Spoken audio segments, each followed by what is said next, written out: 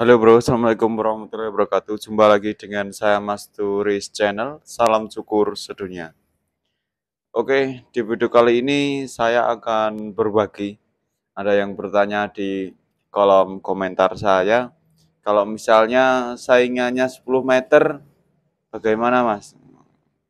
Saingannya 10 meter nggak apa-apa menurut saya, tapi ya kamu harus hati-hati aja, bisa senam jantung. Karena biasanya kalau tempat kamu sepi dan tempat dia ramai itu biasanya kalau hati kamu tidak bisa menerima dengan ikhlas, kamu tidak bisa enjoy, tidak bisa, ah ya sudahlah dia ramai, biarin, nggak bisa seperti itu, nggak bisa ikhlas. Pasti hati kamu akan mangkal sekali atau gelo sekali. Ya, itu biasanya manusiawi ya, itu yang saya rasakan. Jadi yang saya ceritakan ini adalah yang saya rasakan. Jadi ini jarak saya 50 meter, ada saingan di tempat cukur saya ini, dan dia bentuknya semi barbershop bro. Dia buka di tempat saya, di dekat saya ini eh, udah 2 bulan, baru 2 bulan, dan saya buka di sini sudah sekitar 9 tahunan ya. Saya yang pertama di sini. Ya, yang namanya rezeki itu pasti bagi. Ya, itu saya percaya dibagi. Kalau nggak dibagi, rezeki itu kocar kacir ya. Memang dibagi. Jadi konsumen cukur rambut di sini biasanya sampai dengan 70 kepala. Sekarang hanya sampai 50 kepala. Jadi konsumsi tetap yang cukur, orang yang cukur itu satu hari 70 kepala. Namun sekarang yang 20 kepala ke sana, yang 50 kepala ke sini. Itu. Kalau untuk omset, ini bicara untuk jujur ya, omset eh, menurun sekitar ya 20% lah mungkin. 20% atau 30% ya. Yang dulunya biasanya hari biasa itu dapat 50 kepala, hari biasa kalau Sabtu Minggu dapat 70, bahkan kalau ramai sampai 80 gitu. Jadi turunnya itu 20 kepala. Kalau sekarang hari biasa dapat ya kadang 25, kadang 30, 35. Kalau hari Sabtu Minggu biasanya 50 kepala sampai dengan 60 kepala. Turunnya seperti segitu, Bro. Tapi dulu karyawan saya itu 4 ya. Sekarang karyawan saya tinggal 2 ya. Mas Ridwan dan Mas Edi, yang 2 keluar. Dulu tukang cukurnya di sini karyawan saya 4 bersama saya, berarti 5. Di daerah saya ini memang dibutuhkan tukang cukur 4 atau 5 tukang cukur mungkin ya. Nah, sekarang pun tukang cukurnya tetap 5. Jadi anggota saya ada 2, 3 bersama saya, dan ada saingannya itu 2 tempat itu. Berarti tetap kan jumlahnya tukang cukurnya 5. Begitu. Memang konsumen membutuhkan tenaga yang banyak gitu, karena namanya cukur ini kan waktu ya. Sebanyak apapun, misalnya datang 10, saya nggak mungkin bisa motong langsung 10 saya bareng, kan nggak bisa. Harus satu-satu. 10 paling masih memakan waktu 1 jam. Itu kalau cepat ya. Kalau nggak cepat bisa sampai 2 jam. Di sini itu datangnya cukur rambut itu nggak satu-satu, tapi gerudukan. Misalnya jam 5 langsung geruduk gitu. Misalnya habis maghrib itu geruduk 10 kepala gitu. Mungkin beda dengan di tempat-tempat yang lain daerah Bojonegoro ya. Datangnya itu seperti itu. Nah itu kalau tukang cukur kan makan durasi waktu, satu-satu nggak bisa digarap semua. Tapi kalau kita jualan nasi goreng misalnya ya, atau jualan bakso kan bisa digoreng bareng. Ada geruduk 10 orang bisa pesen ya. Saya minta nasi goreng 5 bungkus misalnya. Saya juga 5 bungkus. Saya pedas, saya sedang, gorengkan 1 kali. Dibikinlah sedang, dikasihkan 5. Yang 5, bikinlah pedas, dikasih, bisa. Nah kalau potong rambut, saya minta fade, saya minta cepak, saya minta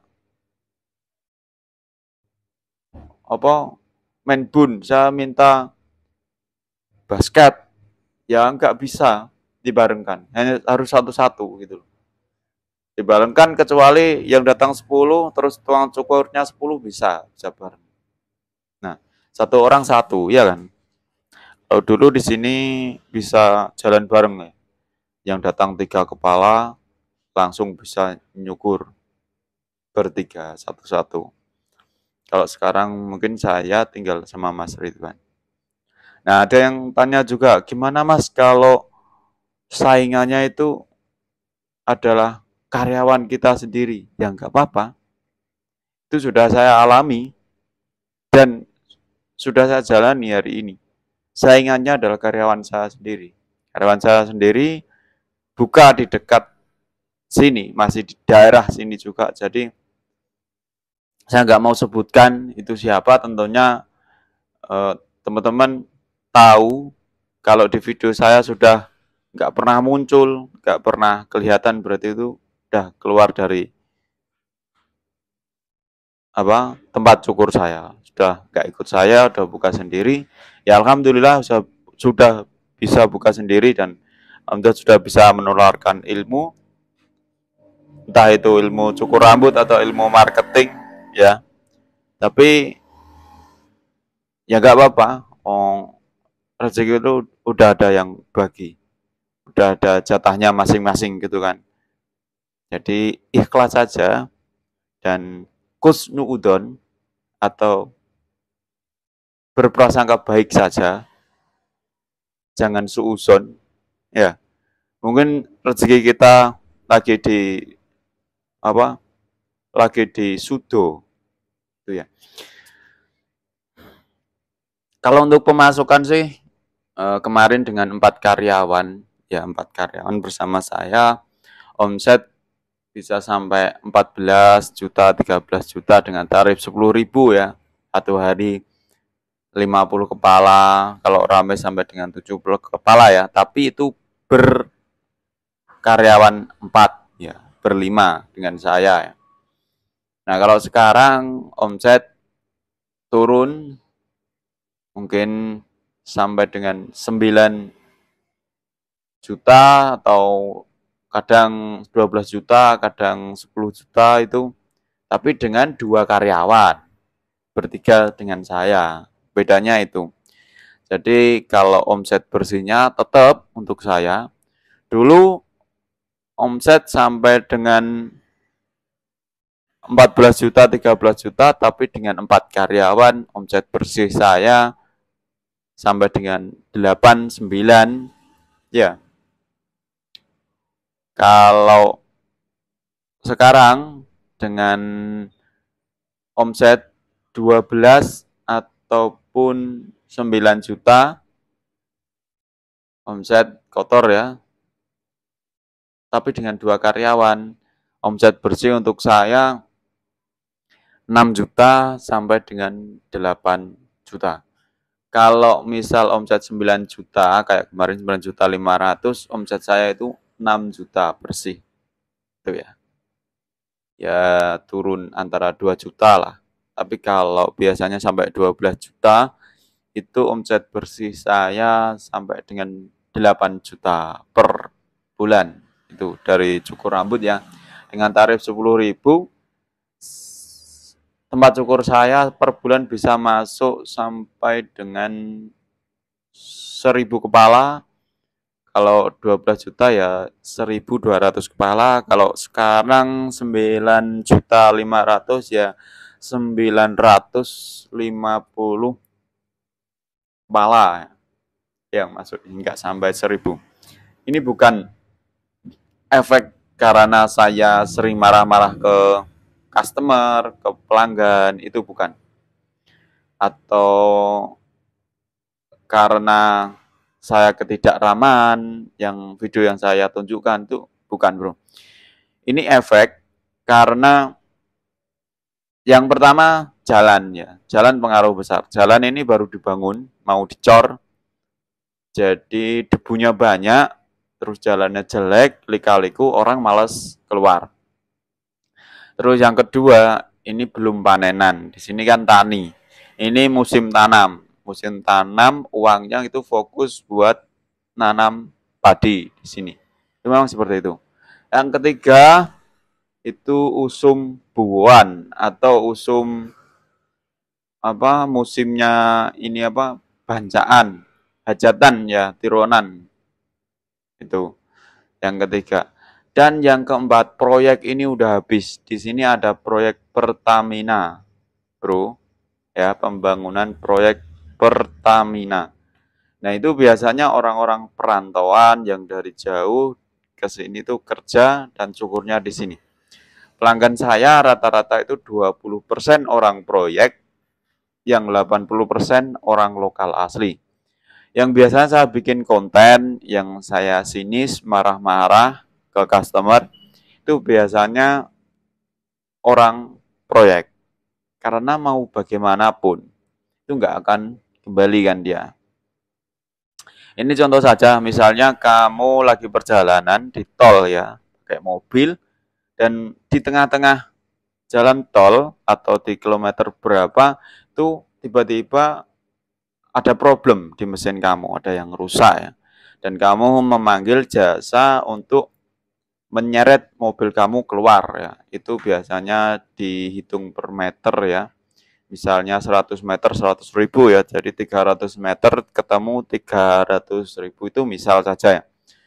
Terus di luar tol kamu itu ditunjukkan diarahkan ke bengkel dan itu dibenahi, dibenarkan, diperbaiki.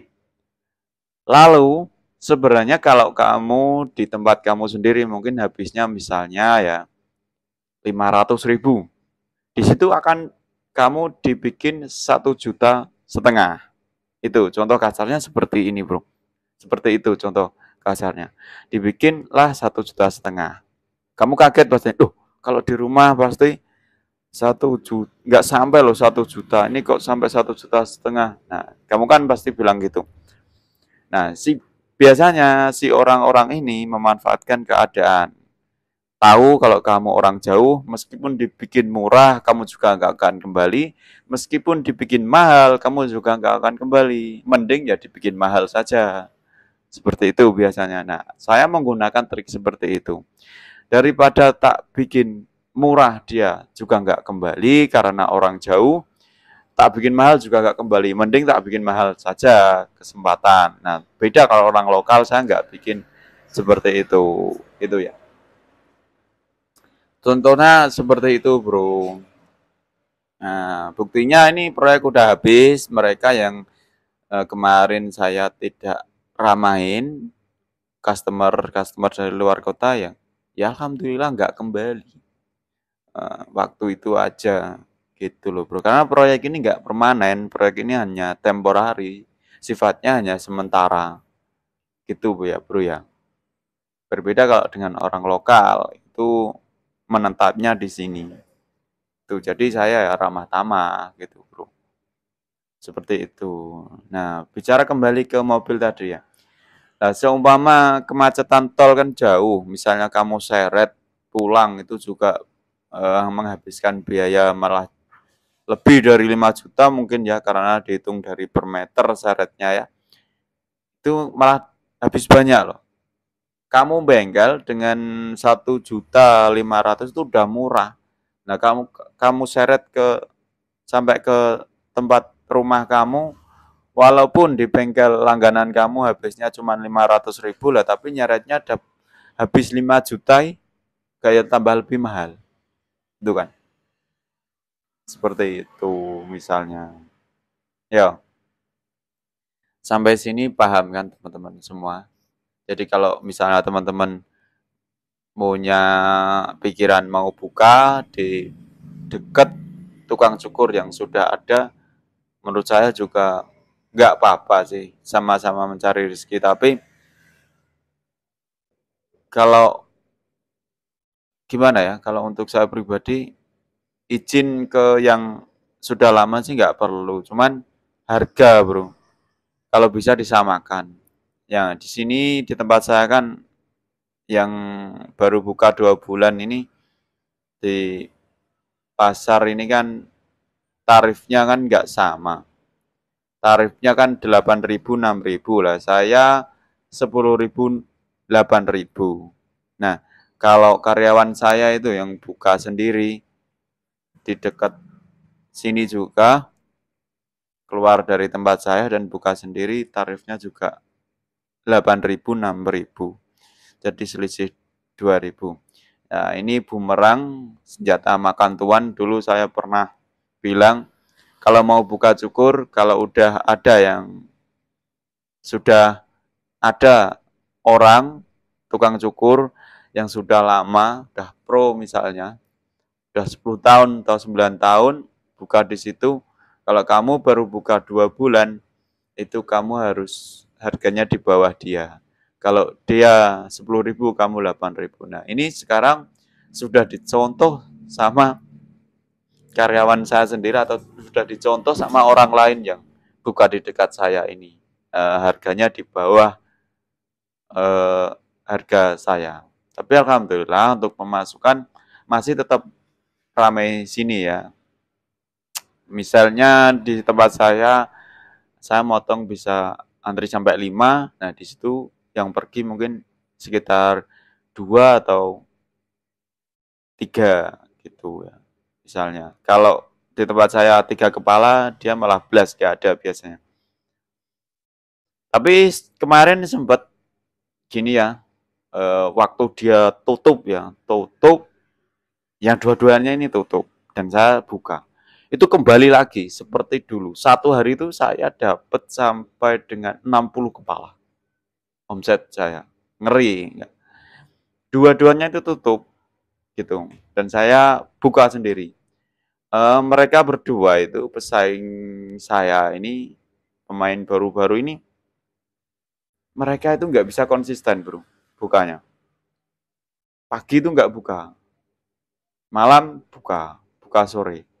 Tapi kadang pagi buka, sore nggak buka, malam buka. Terus kadang tutup. Kalau saya nggak pernah punya tutup bro. Nah ini tutup, ini belum. Nanti ini bukannya jam 4 bro. Saya sekarang tak bikin buka jam 7, tutup jam 12, buka jam 4, tutup jam 9 malam gitu. Nah kalau si dia pendatang baru, kadang 1 bulan bisa tutup 3 kali atau 4 kali gitu, membuat pelanggan tuh balik ke sini lagi. Jadi pelanggan yang gak fanatik itu memang dasarnya hanya pengen potong itu, ya potongnya ke sini, kembali lagi. Jadi nggak usah kusnuudon, biasa saja, jalani hidup. Memang mungkin Allah lagi berbagi rezeki karena semuanya juga makhluk Allah, ya.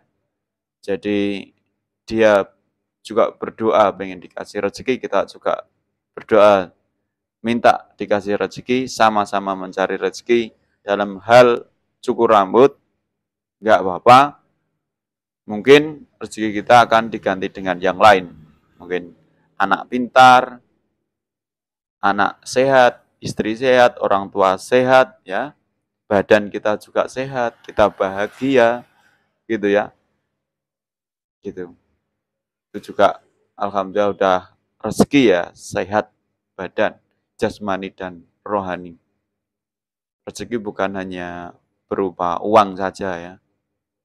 Nah, ataukah mungkin diganti dengan ini channel saya makin rame, ditonton orang, AdSense masuk yang banyak, 1 bulan omset dari cukur rambut 8 juta dan akhirnya diganti, ditambahi dengan omset YouTube-nya yang rame, sampai 10 juta per bulan juga kan nggak tahu kan, nggak ada yang nggak mungkin. Karena saya punya 3 channel, yang 2 itu channel sapi, yang 1 channel cukur rambut ini. Oke, terima kasih bro. Semoga bermanfaat karena sebaik-baiknya manusia adalah bermanfaat bagi orang lain. Akhirul kalam. Assalamualaikum warahmatullahi wabarakatuh. Salam syukur sedunia.